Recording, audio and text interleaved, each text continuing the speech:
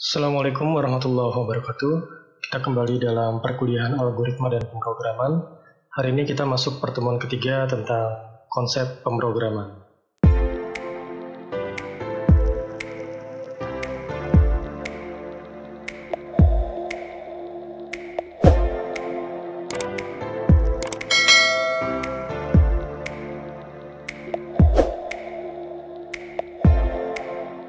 Baik teman-teman sekalian, kita review dulu untuk pertemuan kita yang terakhir. Pertama, sebelum kita bicara pemrograman, lebih dahulu di awal kita mempelajari tentang logika. Logika di sini yang dimaksud adalah bagaimana kita mengenali masalah yang akan dipecahkan. Masalahnya harus terukur, masuk akal, dan bisa dibayangkan bagaimana ujung penyelesaiannya. Setelah itu baru mulai kita susun algoritmanya, kemudian disandingkan dengan bahasa pemrograman sehingga jadilah sebuah program, yang mana program itu adalah solusi dari permasalahan.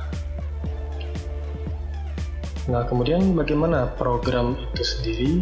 Tadi yang kemarin sudah kita bahas, program adalah algoritma yang dikawinkan dengan bahasa struktur data. Di sini kalau kita umpamakan ini adalah contoh dari program yang kita buat, sudah jadi contoh aplikasi.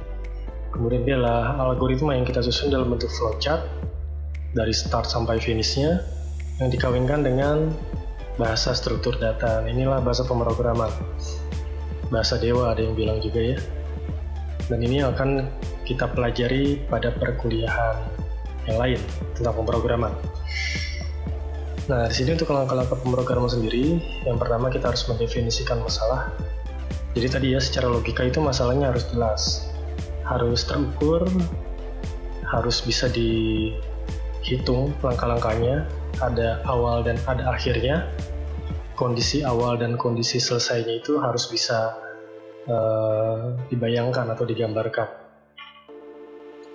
Kemudian kedua, kita memilih outline pemecahan masalah.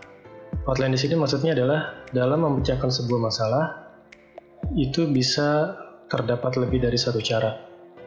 Kemarin kita ambil contoh untuk memasak air atau menelepon seseorang. Itu bisa banyak cara dengan awalan dan akhir yang sama. Nah, tinggal nanti kita pilih outline mana yang paling tepat. Kemudian setelah outline ditentukan, kita terjemahkan waktu itu menjadi algoritma. Setiap langkah-langkahnya dari start sampai finishnya. Kapan proses, kapan ada input, kapan ada output, kapan kita harus menentukan pilihan ya atau tidak. Setelah algoritmanya jadi, baru kita terjemahkan menjadi sebuah program. Nah, jadi ini adalah langkah-langkah untuk membuat sebuah pemrograman. Jadi tidak spontan, harus direncanakan, harus terbayang awal dan akhirnya. Baru program itu bisa dibuat. Kemudian bagaimana kriteria program yang baik? Program yang baik, pertama program itu harus correct, benar. Harus benar. Benar pembuatannya. Benar sesuai dengan tujuannya. Kalau ingin akhirnya A, ya A. Kalau akhirnya B, ya B. Kemudian kedua, program itu harus clear atau jelas. Ya, jelas akhirnya, jelas prosesnya, jelas hitung-hitungannya.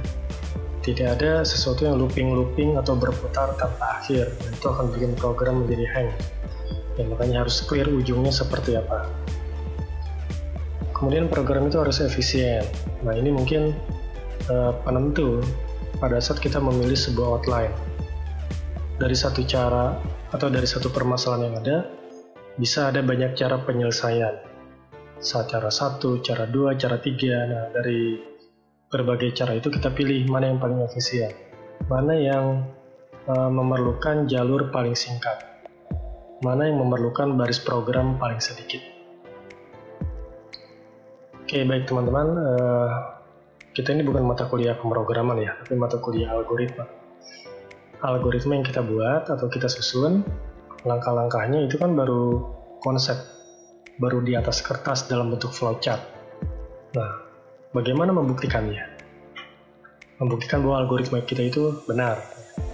Maka kita membutuhkan bahasa pemrograman. Pemrograman di sini bukan kita membuat programnya ya, Artinya bukan membuat aplikasi, tapi bahasa pemrograman ini kita gunakan untuk membuktikan algoritma kita benar atau tidak. Dan bahasa yang kita gunakan adalah bahasa PHP, Programming Homepage. Bahasa PHP ini bahasa pemrograman berbasis web yang dia skemanya adalah client server. Jadi nanti kita membutuhkan sebuah server untuk bisa menjalankan program berbahasa PHP. Artinya laptop kita harus dirubah yang tadinya laptop client, dirubah menjadi laptop yang memiliki kemampuan sebagai server. Maka ada beberapa software yang perlu kita install di dalam laptop kita atau komputer kita. Mungkin sebagian sudah ada, tinggal yang kurang saja. Pertama, karena PHP itu berjalan di sisi server, maka kita perlu menginstal aplikasi yang namanya XAMPP. X di sini artinya cross platform ya. A di sini Apache itu adalah aplikasi servernya. M di sini MariaDB, P di sini phpMyAdmin, dan P terakhir sebagai pearl-nya. Nah, di sini perlu kalian install XAMPP. Caranya bagaimana? Ya silahkan cari sendiri. Ya di YouTube banyak caranya, atau searching di Google caranya banyak. Bagaimana cara menginstal XAMPP di laptop kita masing-masing sesuai dengan versi Windows-nya. Kemudian yang kedua, kalian perlu menginstal editor yang namanya Notepad++. Kalau bawaan Windows itu sudah ada Notepad saja, tapi kita membutuhkan Notepad++ ini untuk mempermudah. Bedanya di mana? Nanti pada saat praktek kita coba lihat. Terus yang ketiga, kita membutuhkan browser. Browser yang biasa saya gunakan adalah Chrome. Tapi ini opsional, kalian bisa menggunakan yang lain. Bisa pakai Mozilla, bisa pakai Opera atau apapun. Ini contoh layout sederhananya. Nah, ini XAMPP yang sudah terinstall di Windows ya. Jadi kalau nanti Windows kalian sudah diinstal oleh aplikasi ini, akan muncul nih keterangan XAMPP for Windows-nya muncul. Mungkin bisa beda versi, bisa beda tampilan ya.